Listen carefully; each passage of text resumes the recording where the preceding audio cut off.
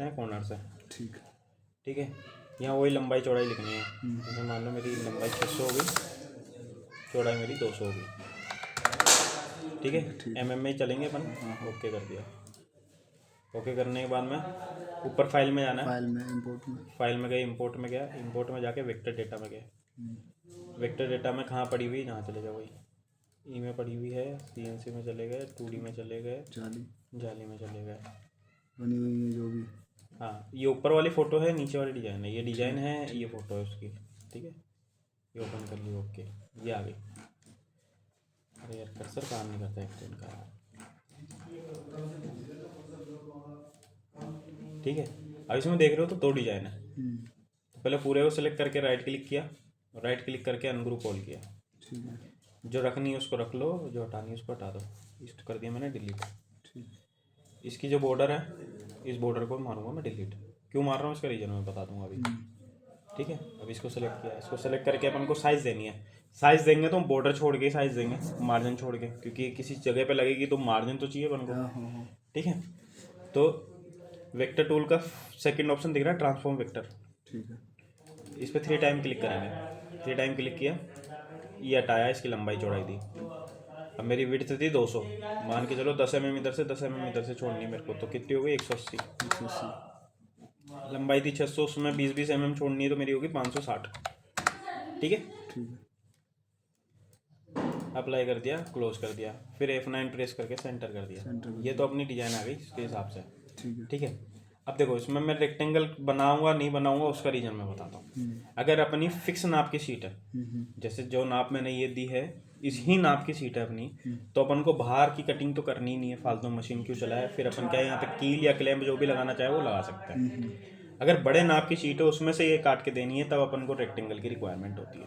तो वो concept tool path पे गए, 2D टूल पाथ का फर्स्ट ऑप्शन पे गए।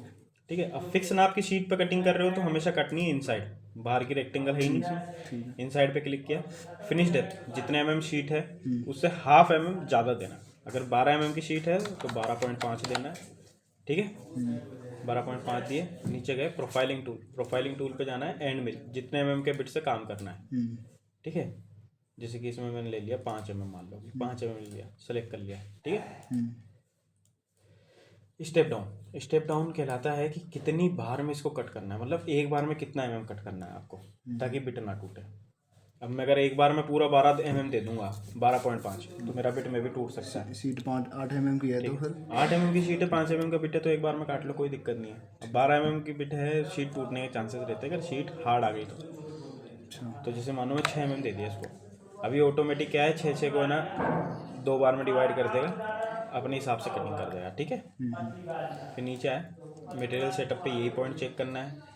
ठीक है, ओके कर दिया, नाउ कर दिया। अब देखो मैं जूम करके दिखाता हूँ आपको,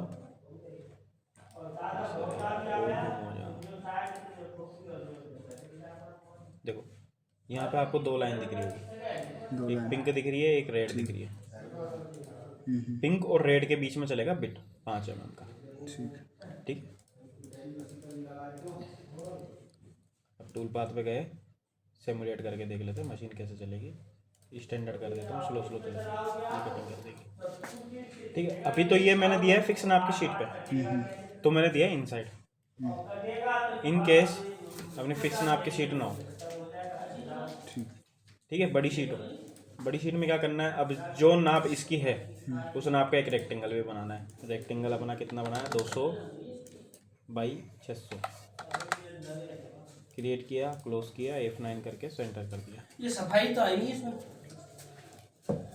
ठीक है, इसको सेलेक्ट किया, सेलेक्ट करके टूल पाथ पे गए, 2D टूल पाथ का पहला ऑप्शन आउटसाइड करना है इस समय। फिनिश डेप्थ जितना mm शीट उससे ½ mm ज़्यादा। प्रोफाइलिंग टूल पे गए, 4 mm था तो 4 mm ले लिया, 4 है तो 3 mm ले लिया, मतलब 3 mm कर दिया।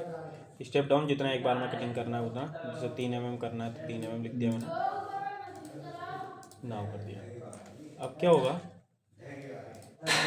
कि जो लाइन है ना वो तो बाहर से कटेगी, अंदर का मटेरियल ऑटोमेटिक अंदर से कटेगा। ये देखो पिंक लाइन पिंक लाइन और रेड लाइन बाहर है, यहाँ पे बिट चलेगा, इधर बिट अंदर चलेगा ऑटोमेटिक। ठीक।